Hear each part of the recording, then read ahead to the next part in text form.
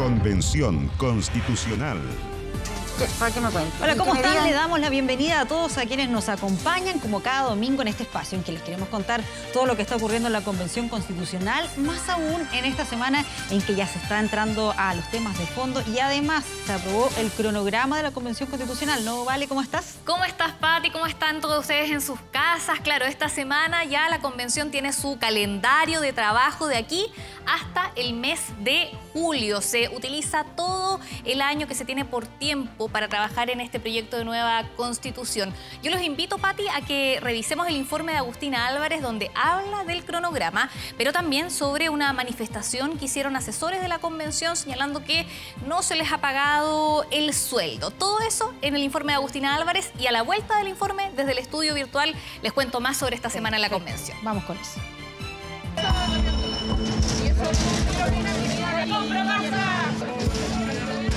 La situación generó comentarios, no pasó desapercibida y llamó la atención de todos en la Convención, porque los asesores de algunos constituyentes decidieron vender helados en las inmediaciones del ex Congreso. La razón, protestar por el no pago de sus sueldos a 4 meses del inicio del proceso constitucional. Es una medida colectiva que estamos haciendo de fuerza, porque se ha dicho que nosotros tenemos contrato, que se nos ha pagado, lo cual no es cierto. Nos parece ciertamente de la máxima gravedad, pero de alguna manera da cuenta de las dificultades administrativas que hemos tenido en la instalación de los distintos espacios dentro de la Convención. De acuerdo al gobierno, se está trabajando en los casos que aún no han recibido sus remuneraciones, el de 30 asesores, los que recibirán su pago esta semana. El día viernes 5 van a quedar todas las situaciones regularizadas. Y las lentitudes no son responsabilidad de las Express, sino que son responsabilidad de todo el sistema y el entramado que se ha dado la Convención. Llamativa decisión que condimentó un esperado día, cuando se definió el cronograma definitivo de trabajo que culminará con una nueva Constitución. Y es un hecho que se solicitará ampliar el periodo de trabajo a 1 año, por lo que el proceso finalizaría el martes 5 de julio de 2022, lo que generó el primer debate. Lo que correspondiera presentar un cronograma distinto, partiendo la base de 9 meses y eventualmente una extensión, y no al revés como se ha hecho acá. Yo me pregunto, ¿qué constitución se puede hacer en 9 meses? Con participación, con semana territorial, con la diversidad que tenemos en este hemiciclo. Pongámonos serios, de verdad. De acuerdo al cronograma, estas fechas marcarán los hitos de la redacción. El 8 de febrero debiese estar escrita la primera norma constitucional. El 18 de abril habrá espacio para votaciones rezagadas y se determinarán aquellas normas que serán parte de un eventual plebiscito dirimente. Si este se realiza, sería el 28 de mayo. ¿Cómo un cronograma puede incluir un plebiscito dirimente cuando sabemos que esta convención no tiene competencia ni menos presupuesto para convocarlo? Atención con esta fecha, 25 de abril, día en que la mesa directiva entregará el proyecto de nueva Constitución. Tras eso, se inaugurará la tercera etapa, la de armonización de las normas. Además, durante el 8 de noviembre y el 6 de enero se recibirán iniciativas populares de normas. La ciudadanía tendrá hasta el 1 de febrero para la recolección de las 15.000 firmas necesarias para que sean consideradas por las comisiones. Me parece que es un error invitar a la población a presentar iniciativas cuando aún ni siquiera se cierra el proceso de elección de la Secretaría Técnica. La planificación incluye el proceso de consulta y participación indígena, el cual se inicia la semana del 29 de noviembre. Un cronograma que, si bien marcó diferencias, fue aprobado por 124 votos a favor. Un proceso que tendrá ajustados plazos antes de conocer el texto que podría convertirse en la nueva Constitución.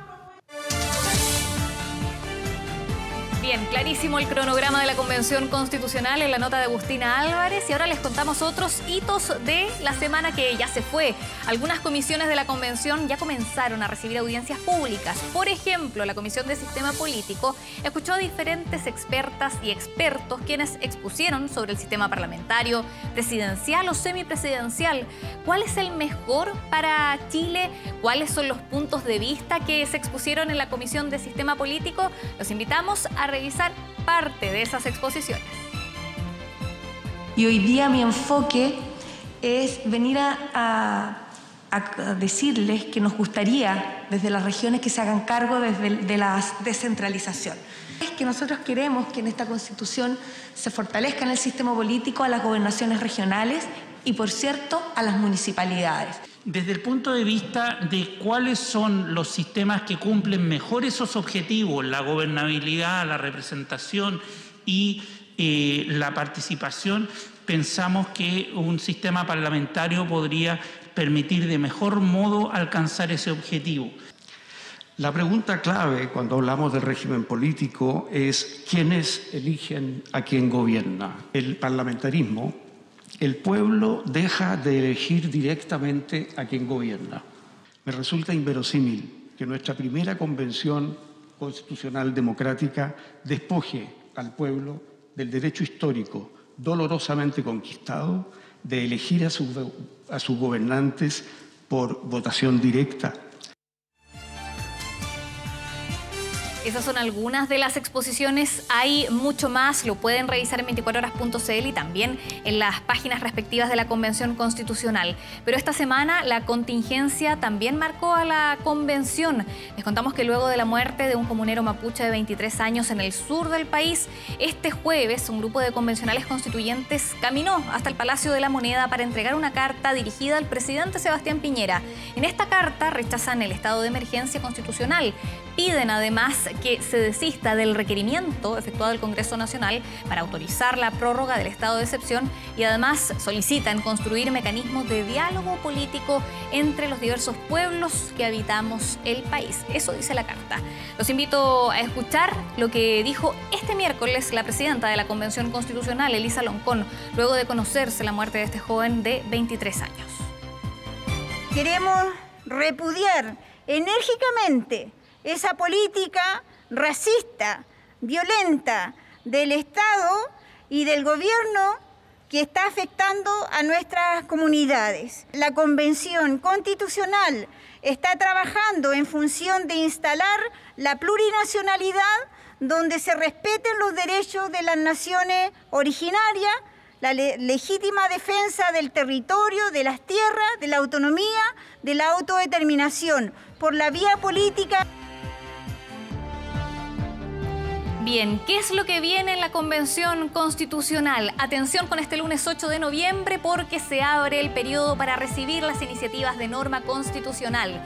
Estas pueden ser presentadas por convencionales o por la sociedad civil, los pueblos originarios, la ciudadanía en general.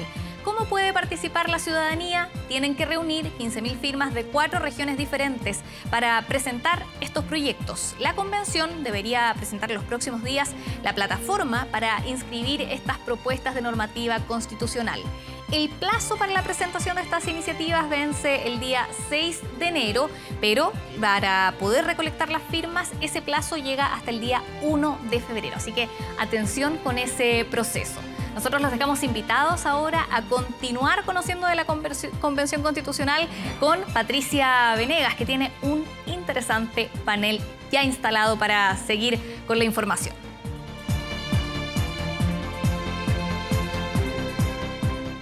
Bueno, ahí estamos con Valentina Reyes y vamos de inmediato a saludar a quienes nos acompañan esta mañana. Vanessa Hop, quien es de Movimientos Sociales Constituyentes, quien está como coordinadora en la Comisión de Sistema de Justicia, ¿no? ¿Cómo está, Vanessa? Gracias por acompañarnos acá esta mañana. Gracias por la invitación, muy contenta de estar acá. Renato Garín, independiente, que está en la Comisión de Sistema Político. Hola Pati, buenos días, un gusto estar acá en TVN. Y Bárbara Rebollido está en la Comisión de Derechos Fundamentales y que además, bueno, pertenece a este nuevo colectivo, por así decirlo, que se creó, que tiene que ver con algunos que estaban antes de Vamos por Chile, que reúne a Renovación Nacional, Evópoli. Expliquemos un poco eso también, Bárbara, como para que quede más o menos claro, porque durante esta semana se conoció o se hizo más público a raíz de lo que anunció el propio Bernardo de la Maza, que decía que se salía de Vamos por Chile. Muchas gracias, Pati, por la invitación. Un gusto estar acá. Me siento en casa, además. Bienvenida. Saludo a toda la gente que nos está viendo y en especial al Distrito 17, Región del Maule. Efectivamente, esta semana vimos la noticia a propósito de lo que había sucedido también al interior de la UDI y el grupo de republicanos, en que ellos se dividieron en menos grupos para poder obtener mayores opciones de palabra al interior de la convención, ¿cierto? Y evidentemente nosotros no podíamos seguir usando tampoco el nombre Vamos por Chile, porque esa es una agrupación que incluye a republicanos y también a la UDI, y es por eso que los independientes, que en este caso habemos aproximadamente 4 o 5, más RN y los militantes de Evópoli, armamos este nuevo grupo que se llama Independientes RN, más RN más Evópoli. O sea, pero en el fondo no se sentían identificados con ese otro sector de la derecha. Yo, en el fondo, mira, si bien hay muchas ideas que nosotros compartimos, estamos trabajando desde un principio, los que estamos cercanos a Evópoli como Renovación Nacional, con el interés de sacar este proyecto adelante. La idea constitucional nos invita a todos a poder trabajar siempre pensando en el mandato ciudadano que tenemos. Aquí a nosotros nos eligieron para aportar a una constitución, para sacar adelante una constitución y ningún motivo para evitar que esta se lleve a buen término. Muy bien. Vamos a abordar lo que pasó durante esta semana, que tiene que ver puntualmente con todo lo que ocurrió durante esta semana. Ya las comisiones están funcionando, están viendo el contenido de la nueva Constitución, se han realizado audiencias públicas, pero además hay un cronograma, un itinerario, por así decirlo, que tiene ya esta convención con fechas clave. Expliquemos un poco cuáles son esas fechas clave. ¿A qué hay que estar atentos a partir de ahora, Vanessa? Muchas gracias. Bueno, también saludo a mi gente del Distrito 21, especialmente a Cañete y a la provincia de Arauco. Les cuento que, claro, en efecto, la fortaleza que tiene el cronograma que hemos aprobado en la Convención es que deja resguardado un periodo, digamos, para la participación popular o la participación de las personas, quienes van a poder efectivamente presentar iniciativas de norma popular constituyente con un total de 15.000 firmas que tienen que cumplir con el requisito de provenir de al menos 4 regiones. Y ese periodo va a estar resguardado, se va a dar desde el día lunes, desde el 8 de noviembre hasta el 8 de enero. Y esa vendría siendo la primera etapa. Eso ya empieza y tiene forma a partir de este día lunes. Exacto. Vamos a tener también allí que va a estar funcionando la Secretaría, digamos, encargada de la participación popular, que es la Secretaría Técnica de Participación Popular, y ellos van a poner a disposición de las personas todos los insumos para que puedan las personas efectivamente presentar esto en la plataforma correspondiente. Claro, porque además se requieren una cierta cantidad de firmas, ¿no? 15.000 firmas. Exacto, son 15.000 firmas y lo que se propone es que además sean correspondientes a 4 regiones distintas. Es decir, no es que se junte toda la gente de un sector de Santiago, sino que haya una distribución de manera tal que sea mucho más representativa. Hay gente ya que está juntando firmas, si bien está la invitación que se hace cuando tú puedes poner, por ejemplo, en la página de la convención. Aquellos que quieran hablar de salud empiezan ahí a incluir firmas o bien se agrupan de manera individual por otro lado y luego presentan las firmas. Perfecto. Renato, ¿cuáles son esas otras fechas clave a las que hay que estar atentos en este itinerario que ya se definió? A ver, yo pienso que enero es un momento muy importante donde la mesa va a ser renovada, que es un acuerdo que tomamos en la convención que no estaba estipulado en la ley 21.200, que se habla solamente de presidente y vicepresidente, y esa renovación de 9 cargos, que recordemos son 9 cargos, es muy relevante para lo que siguen los espacios siguientes, ¿no? Porque esa mesa va a ser algo así como la organizadora de la campaña final para el apruebo, porque recordemos que todos estos periodos y los periodos de participación y luego de definición de norma desembocan en un plebiscito, primero dirimente, si es que el Congreso así lo establece, y luego en un plebiscito final ratificatorio, que va a depender en buena parte, creo yo, del desempeño de los últimos 6 meses de la Convención, que, por supuesto, pasan por las comisiones, pero también, Pati, por el tono que tenga la nueva administración de la Convención. Ahora, recordemos también esas fechas, si se concreta eso del plebiscito dirimente, porque tiene que pasar, ¿no?, por el Congreso, requiere una reforma constitucional. Eso sería en mayo, y ¿cuándo ya sería también la votación de ese plebiscito final? A ver, aquí lo que ocurre es que estamos en el supuesto de que se presente el proyecto de ley y se aprueba en el Congreso en las 2 etapas legislativas que se establece. Eso me parece que va a pasar más o menos entre marzo y abril, esa tramitación legislativa entre la Cámara de Diputados y el Senado, ¿ya? Dependiendo de quién tenga el Ejecutivo, además. Además, ¿Okay? o sea, dependiendo de quién va a ganar, que como presidente o presidenta, que pase en el Parlamento. Exacto, tiene que ser promulgada esa ley, que es una reforma a la ley 21.200, para incluir en la Constitución actual una norma de plebiscito. ¿Okay? Y ocurrido eso, que debería ser entre mayo y junio del próximo año, ahí recién se habilita el llamado a plebiscito dirimente. ¿Y cuándo ocurre eso? Cuando hay 3/5, 2 veces consecutivas en un artículo y no se alcanzan los 2/3. Y entonces la pregunta que tuvimos, Bárbara también participó de esa comisión de participación que tuvimos al principio, es la pregunta de cuando faltan 4 o 5 votos, 6 votos, por ejemplo, para un tema decisivo, ¿qué es lo que corresponde hacer? Preguntarle al soberano, en este caso, que son los pueblos de Chile, o bien hacer algo así como un acuerdo a puerta cerrada en la convención. Y la decisión es hacer un plebiscito dirimente, pero para eso se requiere el Congreso Nacional.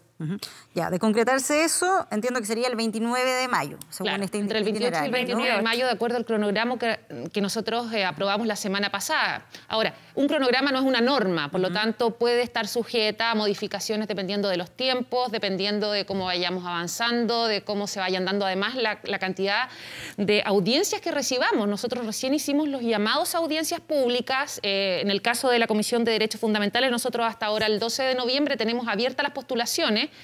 Ahora, si imagínate tú, entran más de 1000 propuestas, evidentemente nuestro calendario va a empezar a correrse porque tenemos que tratar de recibir a la mayor cantidad de gente. Si bien se va a usar un criterio de selección por cantidad de personas que vayan a hablar específicamente de las materias que nosotros comencemos tratando, también al final se va a realizar un sorteo, que es algo que no le gusta mucho a la ciudadanía, pero nos vemos muy dificultados por los tiempos, de verdad. Entonces, eso puede que mueva un poquitito el calendario. Claro. De hecho, voy a preguntarle a cada uno de ustedes en qué van sus comisiones, pero para cerrar esto del cronograma, a ver, esto está pensado, Vanessa, para 12 meses, es decir, para el mayor tiempo que está permitido que funcione la Constitución. No se van a tomar vacaciones tampoco, febrero se trabaja, ¿no?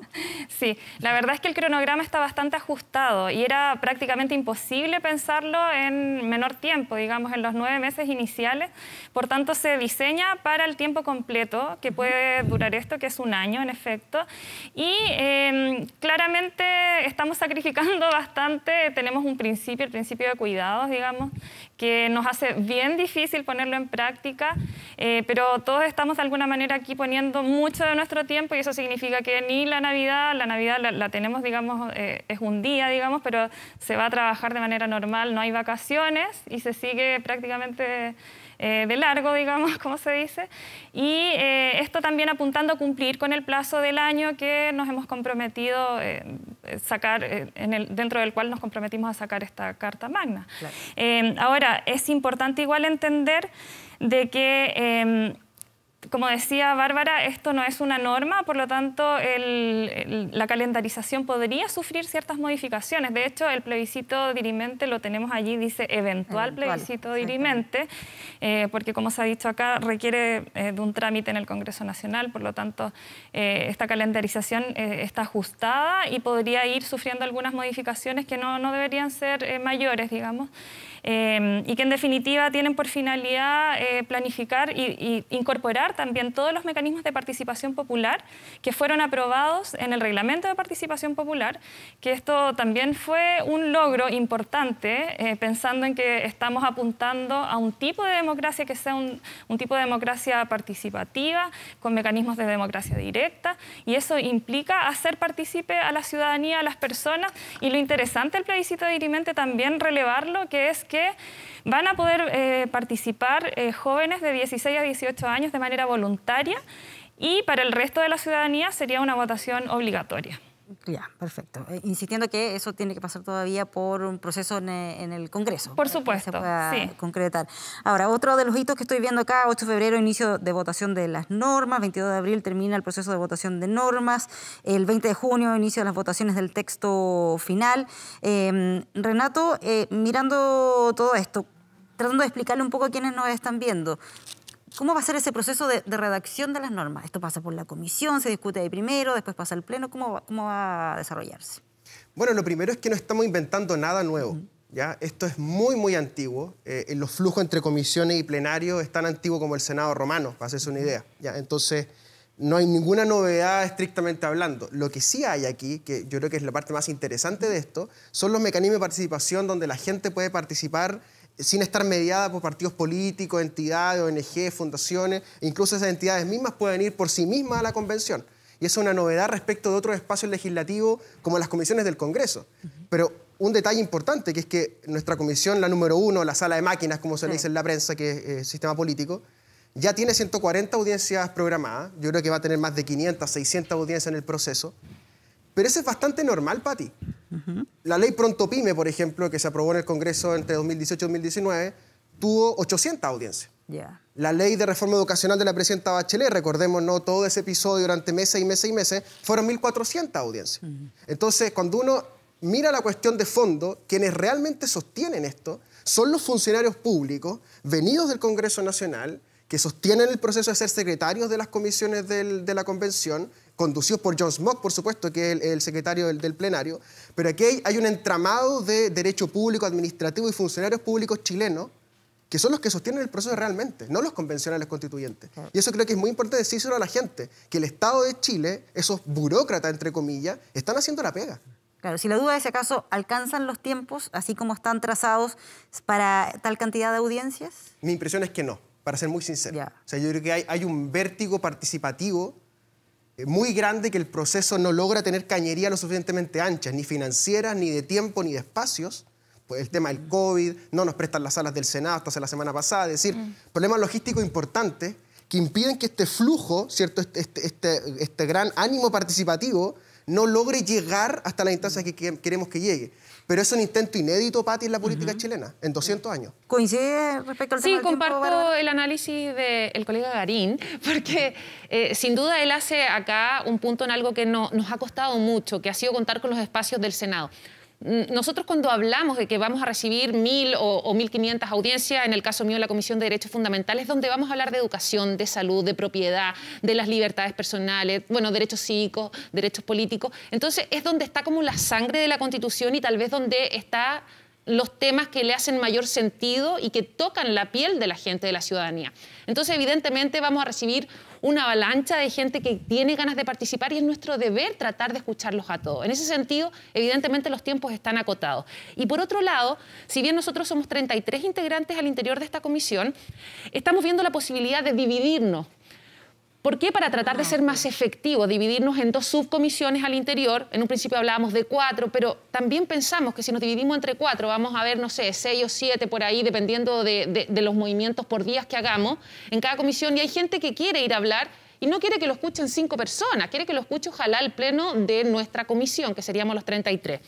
En ese sentido, que además se nos hace muy complejo el poder dividirnos, me imagino que a ustedes también, uno por los espacios, no tenemos más salas disponibles. En ese sentido, el llamado al Senado es que ya hubo un acercamiento la semana pasada que se nos notificó en el Pleno, de hecho, pero también tenemos el problema que cada vez que nosotros estamos en sesión necesitamos secretarios, que serían estas personas administrativas, que son como los jueces o los encargados como de dar la parte más legal y dejar como inscrito en acta cada una de las cosas que uno dice o hace al interior de esta comisión. Por lo tanto, si nosotros hacemos pequeñas votaciones al interior de las comisiones, necesitamos a este juez de fe, que en este caso sería el secretario, que avale lo que nosotros y lo ¿Todo eso certifique. depende de quién? Lo que tiene que ver con Nosotros ya tenemos 2 secretarios en la comisión y también hay algunas ayudantes que ingresaron porque el trabajo es mucho. Piensa que ahí se tiene que anotar todo, o sea, queda todo absolutamente inscrito. Además que por un tema histórico, por un tema de regulación propia de lo que es la convención. Entonces, bueno, no sé si necesitaríamos más secretarios, no sé si eso sería viable. Vale, o sea, tengo la duda de quién depende eso, de la decisión. Bueno, de la mesa en general debe hacer esa solicitud. Cuando hablamos de la mesa, me refiero a la mesa de la presidenta Loncón, pero ellos ya han hecho gestiones para habilitar y solicitar mayores salas. Una última duda, porque les quiero preguntar sobre el trabajo que están realizando en cada una de sus comisiones. De acuerdo a todo esto, significaría que ¿cuándo se podría ya estar votando en ese plebiscito para definir si aprueban o no el texto de esta convención? ¿El plebiscito de salida? Claro. Lo que sabemos es que el dirimente que está para el 28 de mayo tiene que ser 30 días antes de terminado el proceso. Por lo tanto, en el mes de junio aproximadamente entiendo que vendría siendo este plebiscito de salida. Yo sí quería hacer mención de que nuestra comisión en particular efectivamente tuvo graves problemas con el tema de la distribución de las salas, por lo tanto ha sido un tema con el Senado, porque en efecto, como decimos, estamos tratando de hacer todo este trabajo para cumplir con estas fechas reglamentarias. También, no sé si recuerdan, pero tenemos la posibilidad de hacer solo 2 subcomisiones al interior de para el funcionamiento de las comisiones. Y Y en efecto, también contarles que la Comisión de Justicia también es sumamente relevante en relación con los temas que se plantean acá, porque la justiciabilidad o no de estos derechos sociales que efectivamente van a ser abordados en la Comisión de Bárbara, dicen mucha relación con el trabajo que se puede hacer en la Comisión de Sistemas de Justicia.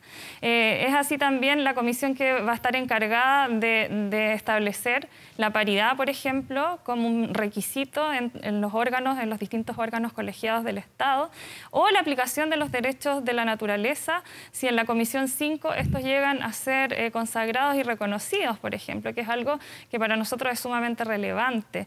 Por lo tanto, también es sumamente importante para nosotros poder tener espacios que sean lo suficientemente habilitados para recibir a nuestras invitadas e invitados que hemos estado recibiendo en esta primera semana, que fue una semana donde recibimos a invitadas e invitados a los que dirigimos invitaciones mientras habilitábamos los formularios y los mecanismos suficientes para el llamado a audiencias públicas que ya se hizo desde el día jueves y que cierra el miércoles de la próxima semana. Lo menciono para que también las organizaciones sociales, las organizaciones civiles puedan también estar atentas a la página de chileconvención.cl y puedan también postular para presentarse a la Comisión de Justicia precisamente a sesionar y poder también escucharles, así como hemos escuchado a muchas organizaciones como han sido la Asociación de Magistradas y Magistrados del Poder Judicial, como ha sido APRAJUD, que es la Asociación de Profesionales del Poder Judicial.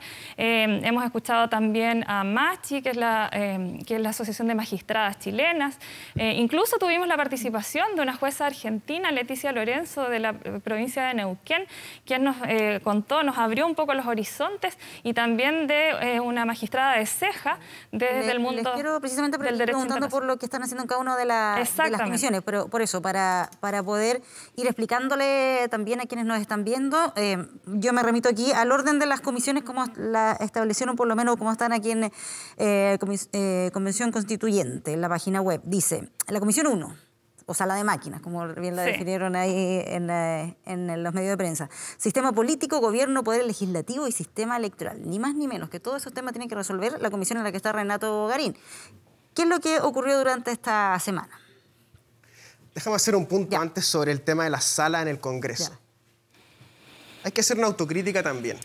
Cuando uno está durante meses, como lo ha hecho Jaime Baza, diciendo en la prensa que hay que desparlamentarizar la convención, que la convención no puede ser parlamentarizada, refiriéndose al ex Congreso Nacional como el edificio de la Constituyente, ¿qué haces tú sino tensar las relaciones? Evidentemente. ¿Y qué fue lo que desparlamentarizó Jaime Baza con su cronograma? Muy poco, prácticamente nada. Por ende era retórica. Se pagan costos por la retórica del vicepresidente que no tienen sustento jurídico ni doctrinario. No había nada que desparlamentarizar. Están los secretarios del Congreso, está John Smock, es un cronograma parlamentario, son las salas del Congreso, o sea, es un parlamento constituyente de un año. Ya, pero dices tú que eso termina generando tensión innecesaria. Y eso complica, dice, los temas prácticos como lo de la tesis de ellos, me refiero a ellos, este grupo de juristas, docentes de derecho, era decir, vamos a desparlamentarizar la convención, por ende todo aquel que ha sido parlamentario, quédese calladito. Y claro, personas como Felipe Arboe compraron esa tesis y guardaron ese silencio. Pero eso tiene consecuencia institucional. ¿Tú no? No, yo no. Me parece injusto, ¿te das cuenta? Porque si yo digo, vamos a desbarbarizar, desrebollerizar la convención, no es algo muy justo, ¿no? Ahora, vamos al tema de la Comisión 1. En la Comisión 1, Pati, contemos además, ¿qué es lo que se le dice la sala de máquinas, es un poco pretencioso, un término de Gargarela, un profesor argentino, que acá lo copian alegremente, que tiene que ver con lo siguiente: sistema político, sistema electoral y a la vez, junto con eso, sistema de partido. Las tres cosas juntas.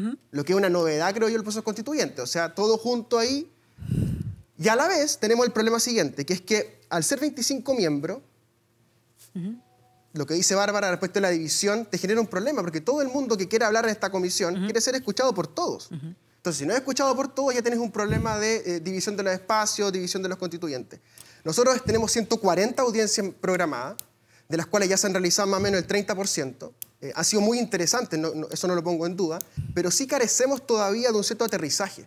Porque cuando los temas son tan grandes, Pati, yo creo que le ha pasado a las compañeras lo mismo, Tú puedes llegar a hablar desde el sistema de partidos, la importancia de partidos políticos, hasta por qué el presidente no tiene que vetar una ley, pasando por el sistema de gobierno, cierto sistema electoral, los distritos. Es decir, hay 40, 50 temas por los que un exponente puede pasar. ¿Y por qué no hay una definición clara, creo yo? Porque estamos a la espera, políticamente, de que se genere el mapa definitivo de esto, que va a ocurrir después de la primera vuelta presidencial, cuando a mi juicio el Partido Socialista y el Frente Amplio hagan pública su alianza. Bárbara, ¿coincide con ahí lo que se está planteando o cómo se va a ir definiendo cada uno de estos aspectos? Bueno, si bien más allá del análisis de lo que pueda pasar o no con la primera vuelta, yo no quiero pensar que nos ha costado a lo mejor entrar en esta primera semana de marcha en que nosotros recién, a fines de la semana pasada, de esta semana que recién pasó, hicimos el formulario con el llamado a las audiencias públicas que termina, como decía hace un rato, el 12 de noviembre en el caso de derechos fundamentales.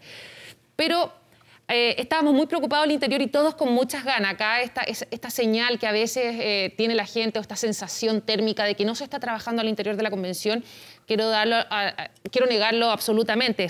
Todos los que estamos adentro estamos trabajando, incluso estamos tan presionados por sacar esto en el tiempo que corresponde, por el riesgo que implica no terminarlo en el tiempo que corresponde, ¿no? Es decir, se daría por fracasado el proceso, porque no existe ninguna posibilidad dentro de la Constitución actual y de las reformas que se hicieron a la Constitución del 80 para poder habilitar el proceso constitucional, de que se pueda repetir, hacer un segundo llamado, unas nuevas elecciones de convencionales, si es que no terminamos en el plazo de los 9 meses, ampliables a 3 meses más, que daría un total de 1 año. Lo que daría como fecha mediados de julio del próximo año. Yo creo que el problema que nosotros tenemos en particular en la Comisión de Derechos Fundamentales es que el catálogo que ya nosotros tenemos que comenzar a discutir incluye 44 derechos aproximados. Eso depende de cómo tú trates los derechos civiles y los derechos políticos, que también van a tener más o menos algunas interpretaciones y unas subdivisiones. Pero hablemos de 44 derechos. O sea, si nosotros calculamos que van a ir 5 personas por cada derecho, eso poniéndome que solo van a ir 5 personas a hablar del derecho a la educación, o sea, vamos multiplicando. Evidentemente aquí estamos con los tiempos cortos y cuando yo decía hace un rato, pensamos en algún minuto dividirnos en 4, era solicitar una reforma a nuestro, digamos, reglamento, porque evidentemente cada comisión solo se puede dividir en 2 subcomisiones. Y tengo la duda, si esto de la semana territorial, que yo sé que es un aporte súper relevante en el sentido de poder conversar directamente con la gente y contar lo que están haciendo, ¿es lo más adecuado mantenerlo todos los meses o más bien esa semana se debiesen reducir y dejarlo para este tipo de trabajo? ¿Me lo preguntas a mí? O sea, yo creo que es fundamental el trabajo que uno realiza, primero para seguir validando el proceso. Si la gente nos ve trabajar, la gente va a seguir encantándose y no va a perder la esperanza que todos tenemos en que hagamos de verdad una nueva constitución que incluya los cambios que nuestro país necesita. Segundo, me pasó a mí en la semana territorial que ya tuvimos, yo salí a entregar información a la gente y la gente me decía, pero si yo ya voté por usted. Está pidiendo el voto. No, yo les vengo a dar cuenta. La gente no entendía lo que era esto de que uno quisiera hacer, además, una cuenta pública. Los 7 convencionales del Maule Norte tenemos una excelente relación. Habemos 2 de centro-derecha, los otros 5 corresponden a la izquierda y centro-izquierda. Nos llevamos muy bien, hicimos la primera cuenta pública en conjunto e invitamos a los del Maule Sur. Y de hecho ahora, la próxima semana territorial, vamos a ir los del Maule Norte y Maule Sur, es decir, Distrito 17 y 18, a Chanco, a hacer la segunda cuenta pública. La gente lo espera, se organiza y sirve para validar el proceso. ¿Coinciden ustedes? Sí, yo decir que es sumamente importante la semana territorial, coincido en eso con Bárbara. La gente lo ha recepcionado bien, pero hay que entender que también estamos en un proceso como de aprendizaje social, por decirlo de alguna manera, porque como bien dijo Renato, no habíamos estado nunca frente a un proceso de partida, no habíamos tenido nunca una constitución dictada en un contexto de democracia, pero tampoco habíamos estado en presencia de mecanismos que efectivamente incorporaran la participación de las personas, por lo tanto la gente se lo toma muy bien. Nosotros como constituyentes del Distrito 21 también tenemos pensada una cuenta que se va a dar en la ciudad de Los Ángeles en esta semana que va del 15 al 19. Por lo tanto, también lo vamos a estar anunciando en las redes y la verdad es que ha sido la mejor forma de que las personas se enteren dependen directamente de parte de los constituyentes del trabajo que se está haciendo y también de las instancias que ellos tienen de hacerse parte de este trabajo. Porque hay que entender que los mecanismos de participación popular no son solamente que han sido los más relevantes, los que hemos mencionado acá, ¿cierto? Que es este plebiscito dirimente eventual y también la iniciativa de norma popular. Pero también tenemos otras instancias de participación popular y que tienen que ver con cabildos autoconvocados, que tienen que ver, digamos, y en estos cabildos también relevar que van a haber acuerdos en este caso con las municipalidades, por ejemplo, se han hecho convenios también con las gobernaciones y en eso el Estado se está articulando también para poder dar paso a otros mecanismos de participación. Por lo tanto, me parece muy importante y no me parece que fuese prudente que se dejaran de hacer las semanas territoriales. La misma pregunta para Renato, pero también te quiero pedir si acaso podemos ir contando a lo mejor algunas de las ideas que se fueron tratando en esta primera semana de comisiones, como para ir acercando lo que tiene que ver con el contenido, con lo que se va a discutir en cuanto a contenido. Entiendo que hay, por ejemplo, estas ideas de atenuar el hiperpresidencialismo, como que coincidían en eso varios de los que estuvieron en las audiencias, o si más bien directamente un sistema parlamentario, si la gente escoge directamente, tal como ocurre ahora, al presidente, o esto debiese ser a través del Parlamento, para colocarle ahí un poco más de lo que tiene que ver con el contenido. A ver, nuestra comisión es muy entretenida porque se exploran 3 tesis fundamentales, que es presidencialismo, parlamentarismo o semipresidencialismo, que es un debate que a los abogados constitucionalistas realmente los excita, a niveles insólitos realmente, ¿no? Pueden estar horas de horas hablando de esto. Vimos presentaciones muy agudas, yo destaco mucho la de Arturo Fontaine, muy bien vestido además el profesor Fontaine llegó, hizo una presentación brillante, creo yo, de por qué no hay que abrazar un sistema semipresidencial. ¿No? Que es la idea de tener un jefe de Estado y un jefe de gobierno, y él argumenta que este proceso democrático no puede desembocar en que la élite de los partidos políticos termine eligiendo al primer ministro, que es lo que pasaría, ¿cierto? Que es lo que pasa, por ejemplo, en las sociedades escandinavas que cierta izquierda admira mucho, ¿no? Que uno ve en la serie Borgen, por ejemplo, que los presidentes de los partidos, ¿cierto?, macuquean en la oficina y terminan eligiendo al primer ministro. Cocinan. Entonces, claro, cocinan.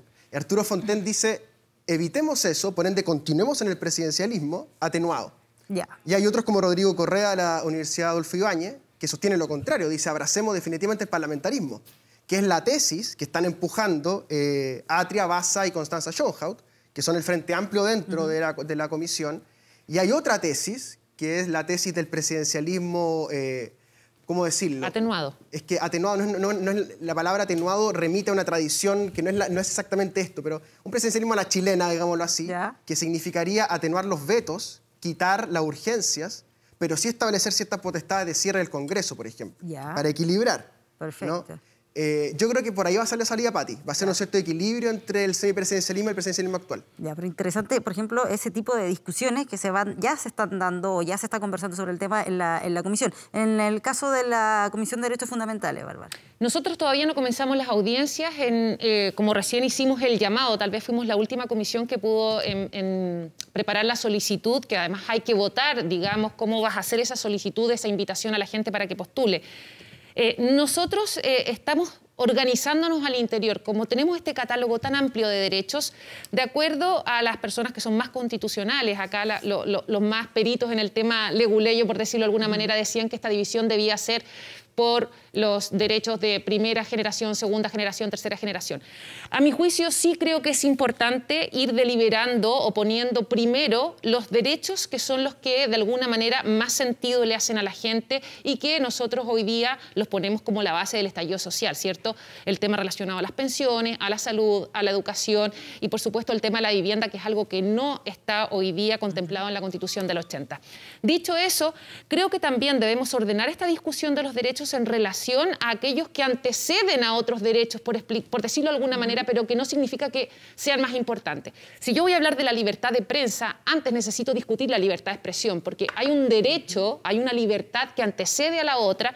Insisto, no significa que sea más importante, pero que si nosotros partimos por hablar de la libertad de prensa y no hemos resuelto la libertad de expresión, de asociación, en fin, nosotros nos va a costar mucho o vamos a tener que volver atrás, y como tenemos poco tiempo para equivocarnos en eso, creo que esa es una discusión que nos viene, pero la próxima semana vamos a recibir audiencias generales que nos hablen básicamente de la importancia de los derechos, de cómo debemos ordenarnos y nos den pautas al respecto. Comisión de Derechos Fundamentales y lo que tiene que ver con la Comisión de Sistema de Justicia. Sí. La verdad es que también esta primera etapa ha sido de lo general a lo más específico, y en ese sentido las primeras audiencias definimos como comisión que tenían que hablar de poder judicial y de sistemas de justicia.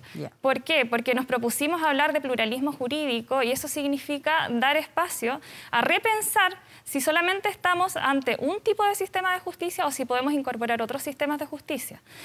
Por lo tanto, esa discusión se abrió, como yo decía, se escuchó a organizaciones de funcionarios, de magistradas, etcétera, también a centros de estudio, a profesoras y profesores, y también hablamos, por supuesto, todo esto tiene que ver con una reivindicación y una demanda muy sentida de las personas, que tiene que ver con mayor justicia social.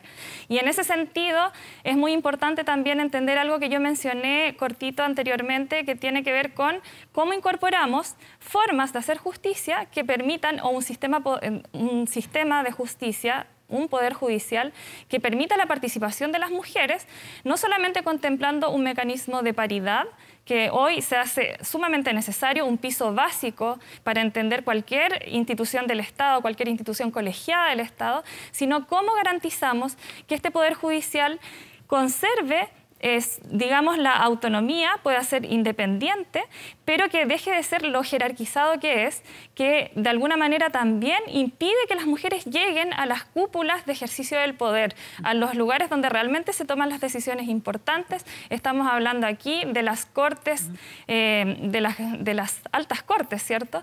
Y por tanto también recibimos muchas audiencias donde las distintas expositores nos dieron algunas luces de cómo podríamos mejorar este sistema de justicia, ¿cierto? Muy bien. Y abordar finalmente el tema de la justicia social, como yo lo decía anteriormente, tiene que ver con varias cuestiones, tiene que ver con descentralización también, tiene que ver con cómo protegemos a la naturaleza, cómo consagramos derechos para esa naturaleza como sujeta de derechos, así que el desafío es bastante grande.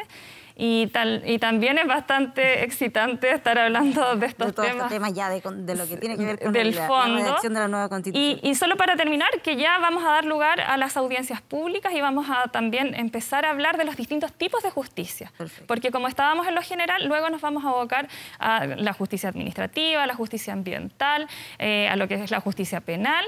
Y en ese sentido también vamos a estar recibiendo a expositoras y expositores que nos van a hablar de esos temas en particular, y va a estar esto de alguna manera entrelazado con audiencias públicas abiertas para que las distintas organizaciones también puedan ser parte de esta discusión y puedan hacerse oír por la Comisión de Justicia, órganos autónomos de control y reforma constitucional, que es el nombre completo de nuestra comisión. Perfecto. Vanessa Houck, Renato Garín y Bárbara Rebolledo, muchas gracias por habernos acompañado aquí esta mañana. Vamos a seguir muy atentos ahí al desarrollo, a esas discusiones, al debate que se va a ir dando en cada una de las comisiones en las que están ustedes. Muchas gracias. Muchas gracias. Hasta luego. Nos vamos nosotros a una pausa, pero continuamos con más al regreso de la Convención Constitucional.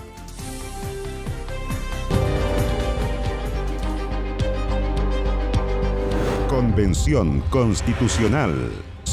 Constitucional. Bien, regresamos y les contamos que esta semana comenzaron las audiencias públicas.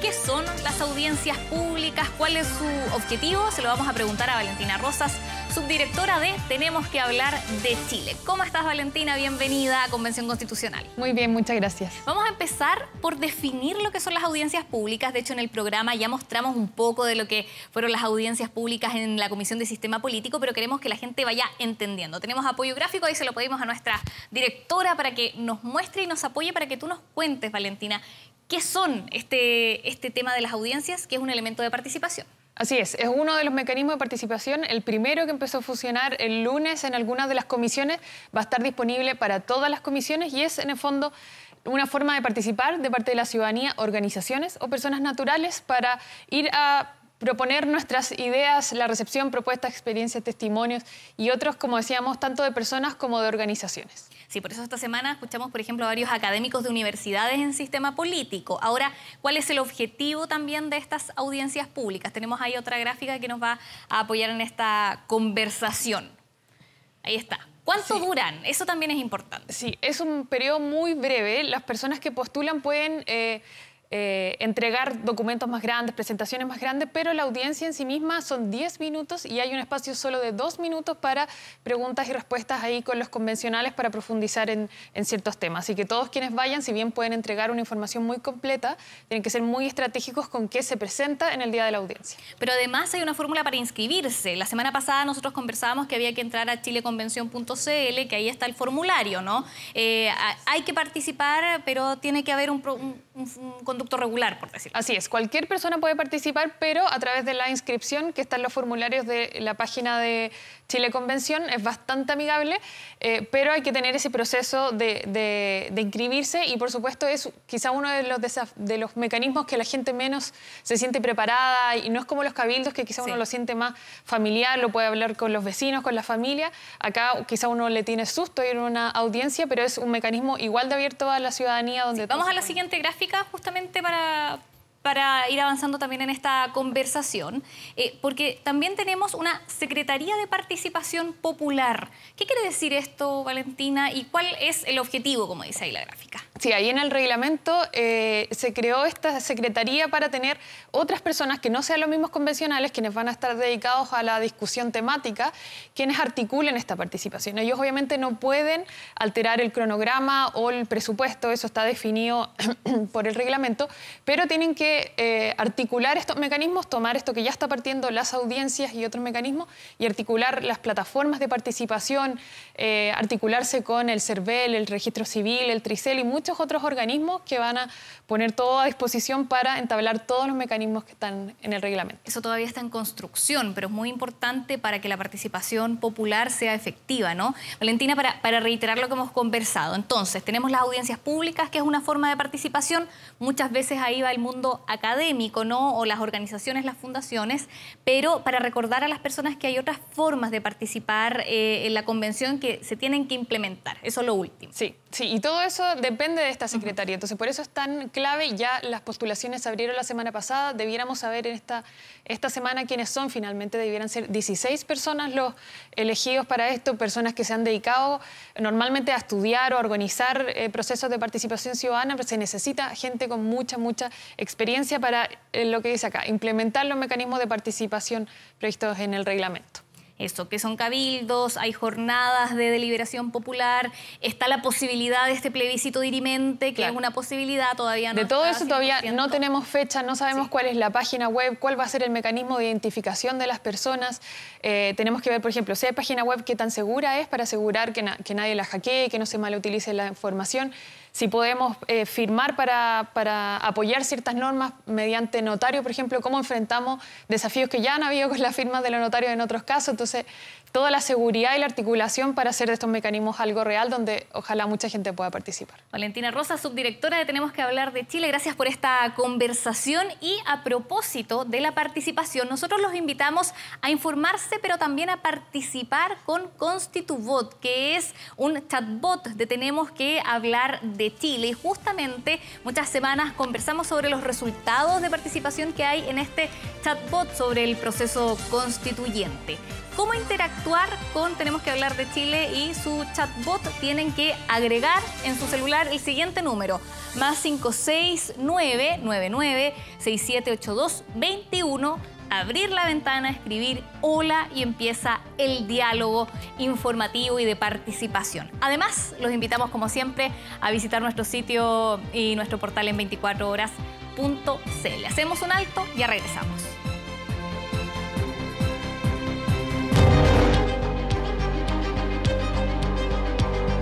Convención Constitucional.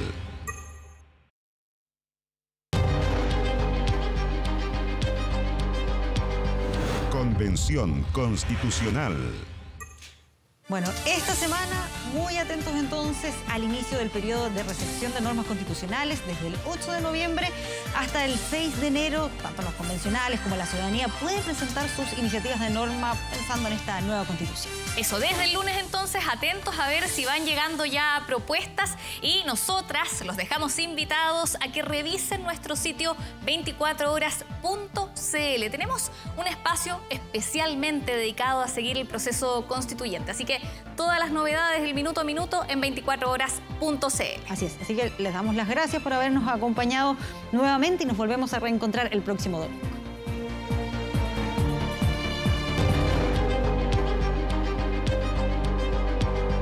Convención Constitucional.